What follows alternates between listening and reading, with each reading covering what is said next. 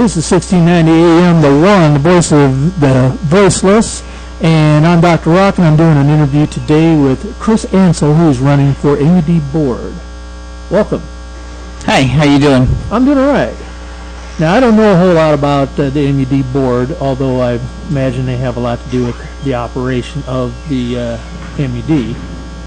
Yeah, the board oversees the whole operations of the utilities district, water and natural gas. And MUD is a public utility. Yeah, it's publicly owned. Right. Okay, so you're running for office on that board. And what is it that, are you already on the boards, or you running? No, this is my first time running for office. For any office? Yeah, I do currently serve on the North Omaha Commercial Club board, but that's just overseeing the Florence area. Oh, okay. Well, I'm not of the opinion that just because you've never been in a public office doesn't mean that you couldn't do it. So everybody who's in public office has to have their first election somewhere along the line. So tell us about what it is that you want to do as a member of the MUD board. My first goal is to stop rate increases, at least for the next few years, because families have been hit so hard over the last 3 years. Every single year we get a rate increase, and in January alone we got a 7.9% rate increase on top of the sewer usage fee, which is collected by MUD and paid to the city, and that's projected to go up to $600 per household by 2018. Wow, that's per year? It really pinches families all across the metro, especially middle to lower income. Right. Yeah, I have an MUD bill, so I know that would affect me pretty profoundly. Yeah, and there's large infrastructure projects going forward in the future, which we all know there always is. This year they're starting a 15-year gas project to replace and repair the gas lines underneath the ground. Right. That's going to cost millions. Yeah. And that's something that they're doing just because it needs to be done? Yeah, it's time to be done, and it's necessary for the safety of the citizens of Omaha. I know in some cases there's infrastructure going on around Omaha because the federal government said you got to do it just because you got to do it. Yeah, that's the sewer separation project for sewer runoff, rain runoff and sewer. They have to be separated.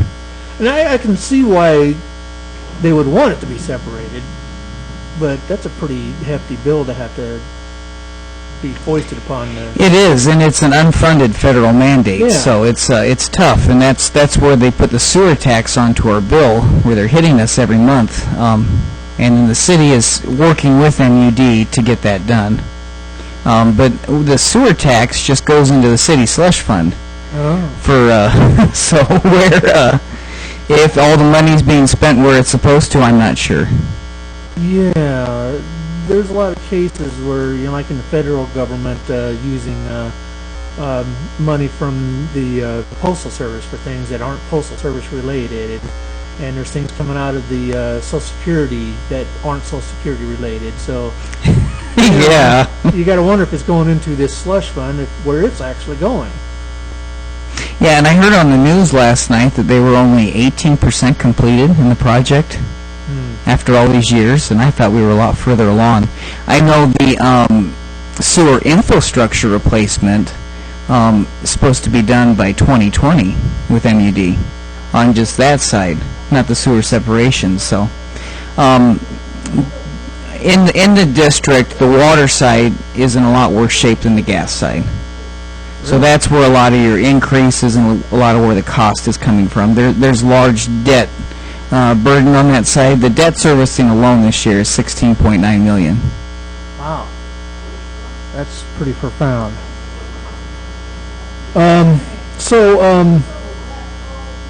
That's separate from the sewer separation. Now, how much of the city is the sewer separation involved in? Because that's not the entire city, right? No, West Omaha, when they built it already separated. Right.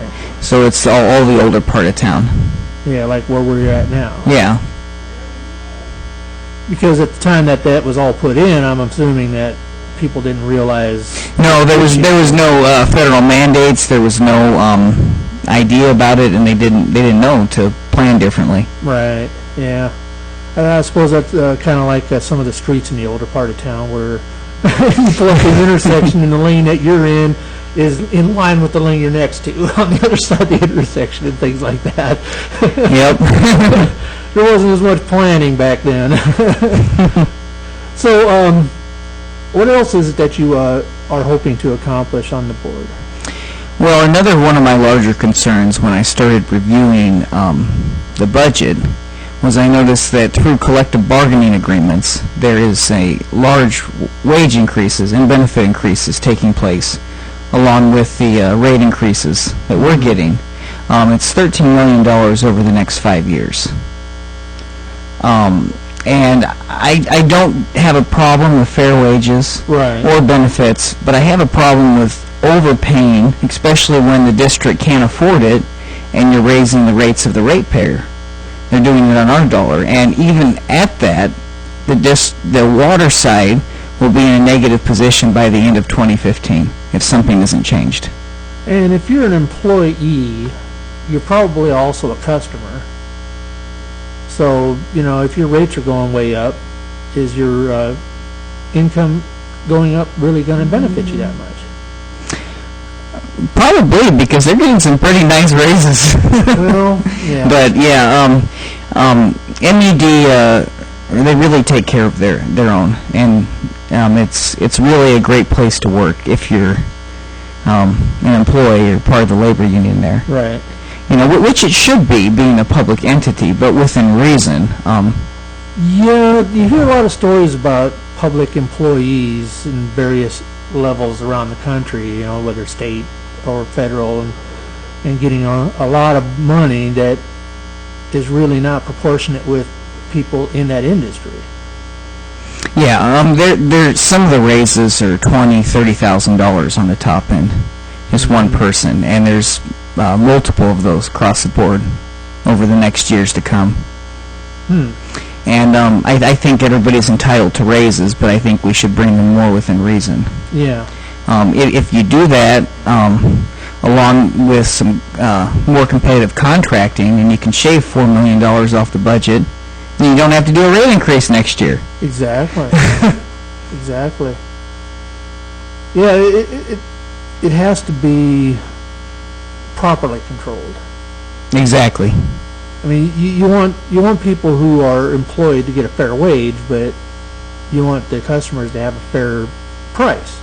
Yeah, you don't want to pay them enormously at the expense of the ratepayers. Yeah, because how do you do without water and gas?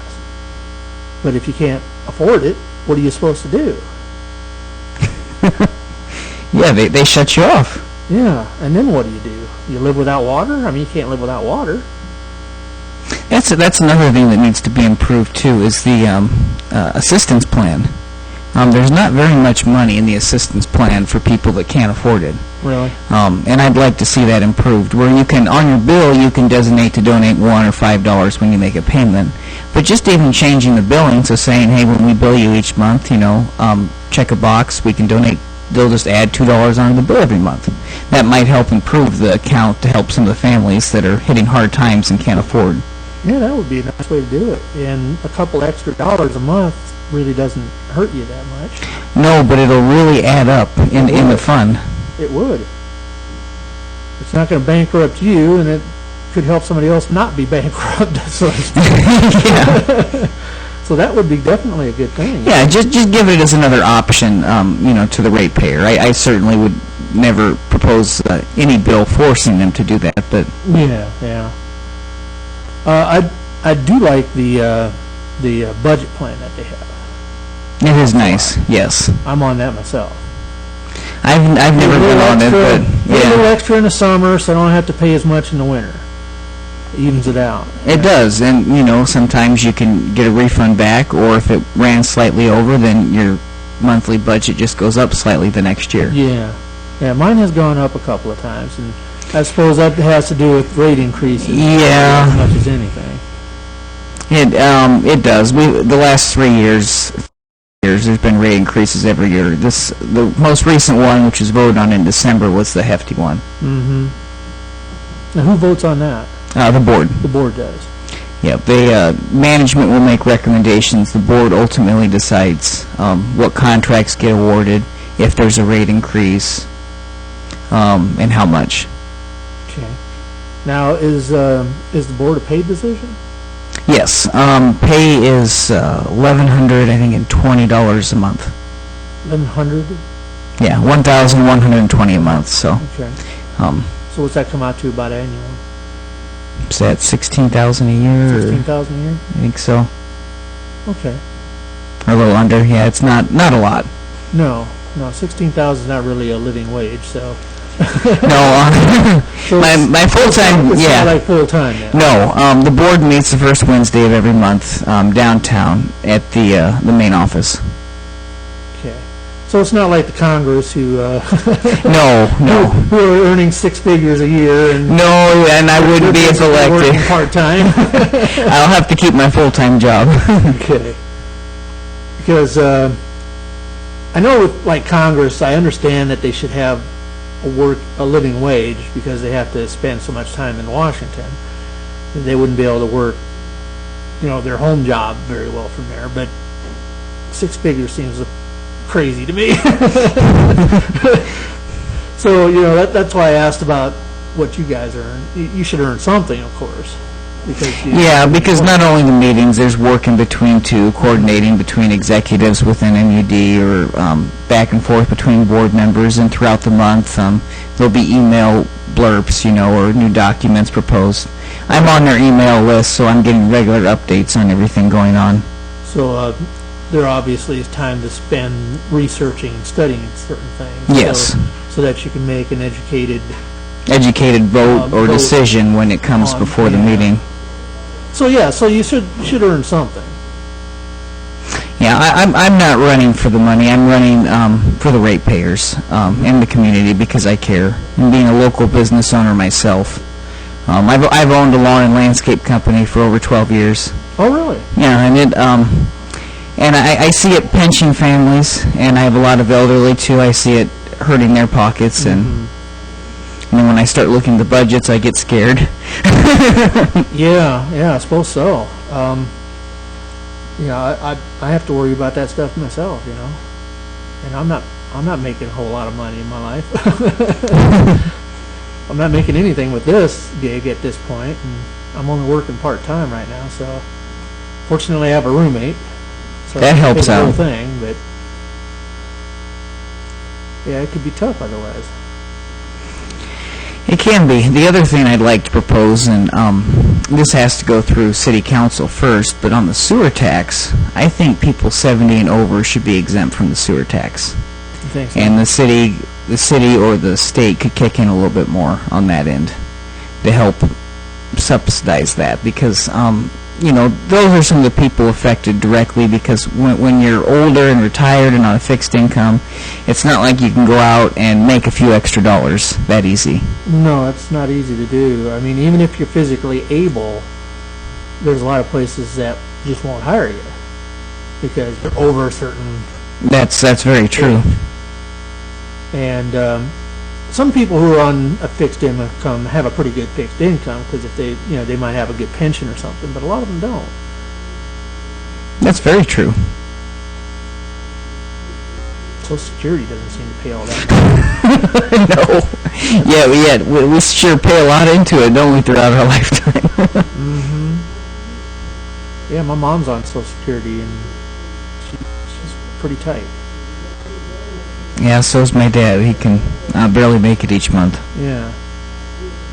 And she gets one lump sum, and then at the end of the month, she's trying to figure out How to eat? how to eat the rest of the month.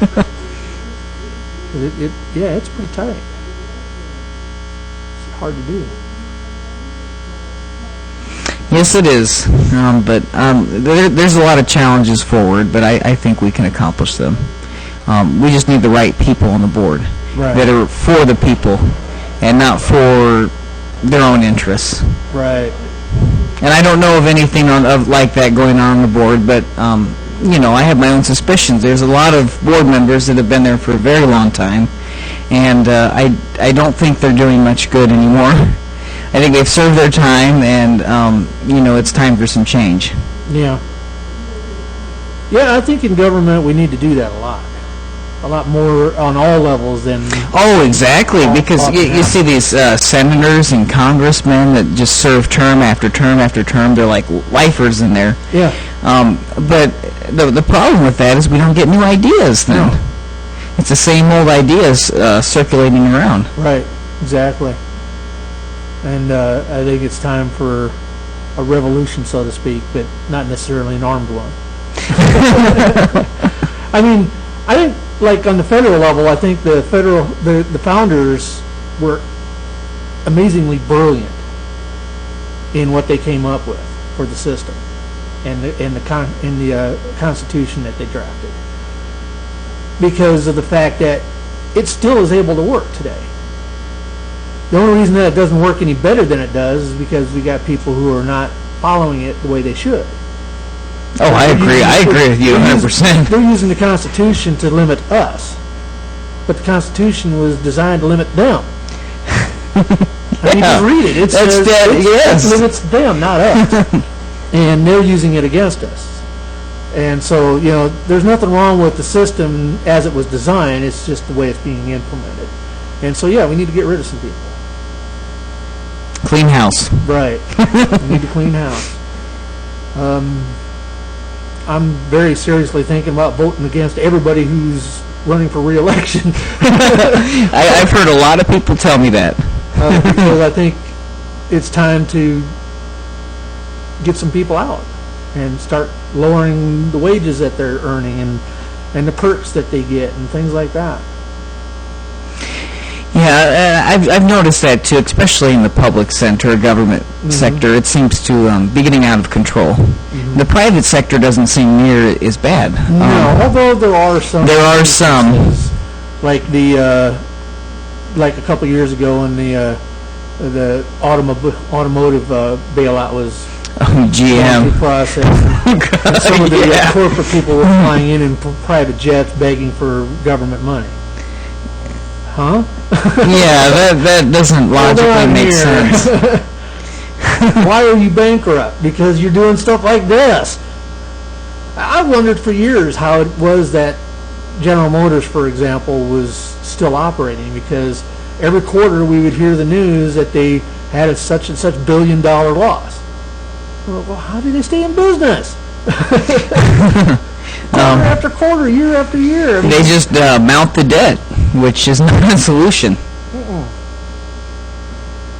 It's only so long you can do that before it becomes unsustainable. Yeah, and the federal government doing a lot of that too. Yeah, like the MUD at this point, it's sustainable now, but they're talking about borrowing more in the future for infrastructure in the next few years. I don't think that's a good idea, because it's almost $7 million this year alone just in interest towards the debt. Like, really? Yeah. Borrowing in and of itself isn't an evil thing, but no, and it's necessary sometimes. it is sometimes necessary, but it needs to be kept under control so the interest doesn't eat your life. I mean, there's got to be other ways to do things in most cases. Yeah, and with the district, they went into debt because of the infrastructure replacement on the sewer side mainly. The gas side had a little bit of debt, and they'll probably have to borrow a little bit more there. That's not a big concern because there's so little there. But on the water side, it's the last number I checked, I think it's in the hundreds of millions is actually what they're carrying. Wow. That's a lot. But they have to fund it. Over $47 million in infrastructure replacement alone this year. And this is replacing gas, water lines, and then a lot of improvements on the Florence treatment plant. It's really old, and it's been outdated, so they've had to do a lot of updates to keep things up to code and to keep clean water. Now, which plant is that? The one up by the river? Yep, right by the river in Florence. That's written by there. And I believe that's important too, because our number one biggest concern is we need to keep clean water in Omaha. Absolutely. And I know there have been instances in years past where sewage has been dumped into the river because of some sort of an emergency or another. Yep. And I don't know if that still happens, but, that's a concern when that happens. It is, and they had to add an extra layer to their treatment process just to keep the water clean. So it's a daunting task. Yeah. Because there's how many people in Omaha? Half a million, under half a million, but yeah, It's close to the 500,000. but the service of it, yeah, I think it's 480 some thousand that Yeah. get service with water. Right. So that's a lot of service that has to be done. Can't just say, okay, we can't do it. So it's Yeah. a bit of a balancing act for people in the office that you're trying to get into. Yeah, it is. Trying to figure out the best way to do what you need to do and still not hammer all the customers. Exactly, and a lot of things, can remain in place just as they are. What I'd like to do is just go through the budget bit by Right. bit, and as things come up, and if I can shave $4 or $5 million off in a year while maintaining everything, we don't have to have a rate increase. And there probably are ways to do And it. yes, there are. They're very A couple hundred here, a few thousand there. Yeah, exactly. And much effect. The other thing coming forward, which seems to be helping, the CNG stations, or their natural gas stations. Now there's a new one being built out by Warner Park, and they're actually assisting in it. They're financing a lot of it for the trucks, so they can run on natural gas to save money. Yeah, I've seen a couple of those here in town. Yeah, and those are showing improvement each year. And so that's mostly, at this point, for like fleet and stuff, right? Yeah, fleets, MUD uses them, but I think being innovative for the future is important too. Because the more availability there is of that, the more likely the general public might get into it. Oh, exactly. Private vehicles. Once it becomes more affordable. Right. I don't know what it costs. I don't know either for a natural gas Compared vehicle. to I know you can gasoline. convert some vehicles to natural gas. I'm not sure the cost on. But right now, there just isn't that many places for people to fill up, so No, there's only there's less of an incentive to go that route with your private vehicle at the moment. But it is something I'm interested in, because I've heard that our natural gas reserves in the United States are very huge. Oh, yes, and by fracking, they found out that the U.S. is probably one of the richest countries in the world when it comes to natural gas. Yeah. So it's Now, fracking is kind of controversial. yeah. There are some people who think that there's certain things going on, but I have heard that some of the hysteria has been falsely produced. Doesn't mean there isn't any concern, but shouldn't be producing. I saw a video one time where there was fire coming out of somebody's kitchen faucet, but then I found out it was before they even started doing fracking. But they were fracking for it. Oh, yeah, or saying that they broke some line or got something in the water supply by fracking. Yeah. I mean, there are concerns, but if it's done carefully and responsibly, then... Right, which is true with any kind of drilling anyway. I mean, if you're drilling for oil, you got to do it in a responsible manner. If you're drilling for natural gas, you got to do it in a responsible manner, whether you need to do fracking in that area or not. Well, exactly. Transporting gasoline from a plant to the gas stations needs to be done in a responsible manner. That's just the way it is, but that doesn't mean it's a bad thing overall. Now, what do you think about that Keystone Pipeline? That's a pretty controversial. It is. And I've seen a lot of issues on it. I think it's a good idea as long as it's done responsibly and environmentally safe. Right. It has to go around the Ogallala Aquifer. That's something that cannot interfere with Right. the water supply there. And the aquifer is very important. Very important. So, I am for it as long as it can be done in a safe environmental manner. One thing, though, that I've heard is they're so worried about the pipeline, period, and how dangerous it supposedly is, but they ignore the fact that we've got some pipelines that are running through the state already that have been here for decades.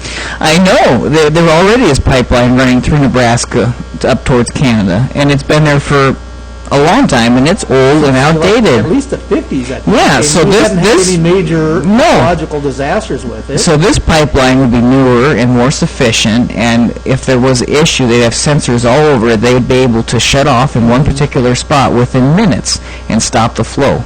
Well, there was hysteria over the pipeline coming out of Alaska, that big oil line. How it was going to cause an ecological disaster, it was going to spill, it was going to disrupt wildlife. It's actually helped wildlife because it's created a natural route for wildlife to travel because there's no trees right in that particular spot, so they use it. There haven't been any major spills or anything that's caused, disaster, so, it can be done. It has to be done right, but it can be done. Yeah, it would create jobs and stimulate the economy and possibly bring our cost of fuel down. Yeah. That's one of the biggest problems I see in our whole economy today is the price of gasoline, because it affects each and everything, from everything we buy into the store to everywhere we travel. Every single industry in the country, every one, the cost of fuel, because you have to transport materials, you have to transport people. I mean, everything. The groceries you buy is affected because you have to transport the food to the grocery store.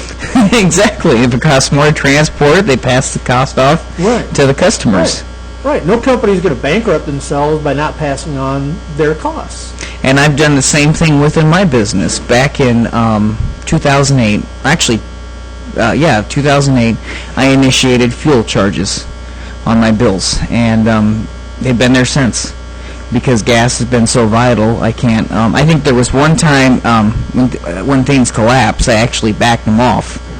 When gas went back down to under $2 a gallon, I took them off temporarily. Yeah. But then once it went back up, they went right back on. Very long. No, so they were only off for a few months. But once my cost was down, then I removed them. But yeah, and that's another thing. You know that we've got some of probably the most resources for natural gas and crude oil on the planet, so why are we paying so much? Speculators, the pockets of the billionaires that speculators shouldn't be involved in our fuel supply. No, I think because it's just way too vital to... It's sad to say, I think there's too much greed out there. There is. I'm not against stock markets and things like that overall, but some things are just shouldn't be tied up into that kind of stuff and speculating and all that. They're just playing with too much of our country. Well, exactly, and the oil companies are making billions of dollars in profits, so I'm not proposed to the federal government putting in too much regulation or overreach, but when it comes to the gasoline industry, I think the federal government could step in and do a little more regulation to keep them from being able to charge too many outrageous prices. Yeah, but the problem is I know making so much per second. Yeah, but I know a lot of these congressmen and senators don't want to do that because oil companies or big corporations have donated to them. Mm-hmm. So. Yeah, and I because of that sort of stuff, I really wish we didn't have donations going on anyway. I think when somebody runs for office, it should be more like public service announcements. Yeah. Rather than having to spend billions to get your word out. Oh, it just becomes ridiculous. It is. It's insane. They should just, there'd be a little bit of money to produce a spot because people have to actually make the spot, but to broadcast it, there shouldn't be any cost for it. It should be considered a public service announcement. Because that is part of public service. People like you and people in Congress and people in the State House in Lincoln. And Yeah, I'd like that idea, and for my office being a smaller office and the pay isn't very good. I'm not running television commercials. I don't have the funds to do that. yeah, you don't have the funds. You shouldn't have to worry about funds. It should be a public service announcement. There should be regulation that says each candidate gets so many minutes or hours or however they want to calculate it per however much time, so that everybody's getting an equal amount of time, and that way you get your notifications, because it shouldn't be dependent upon how much money you can get and how many people you're going to be beholden to once you get it. Yeah, exactly. That this shouldn't be what that's all about. Now, is there anything else that you wanted to tell the listeners about? Well, I'd appreciate everybody's support on Election Day to vote for me for MUD Board. I promise to serve the ratepayers and the ratepayers only. That is my number one interest, and to uphold the Constitution. Now, do you have a website or a Facebook page or anything where people can look to? I do have just a general Facebook page, Chris Ansell. You can find me on there. And you got information about your campaign? Yeah, and or my website, www.reasonableLawnCare.com. My contact information is on there. That's my business. So. Okay. Well, I thank you very much for coming in today. Thank you. And appreciate it, and good luck with the campaign. Appreciate it. All right. Make her own bread, fat and flat stomach. She knows she ain't never gotta ask for nothing. These chicks